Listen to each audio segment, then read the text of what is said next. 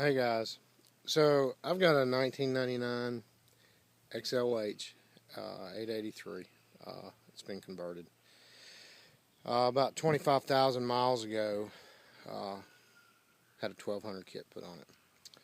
Well, I'm having this banging noise. Sounds like it's in the front cylinder. Going to take it up to my mechanic here in a day or so. He seems to think the lifters are going bad. So, I wanted you guys to be able to hear this sound.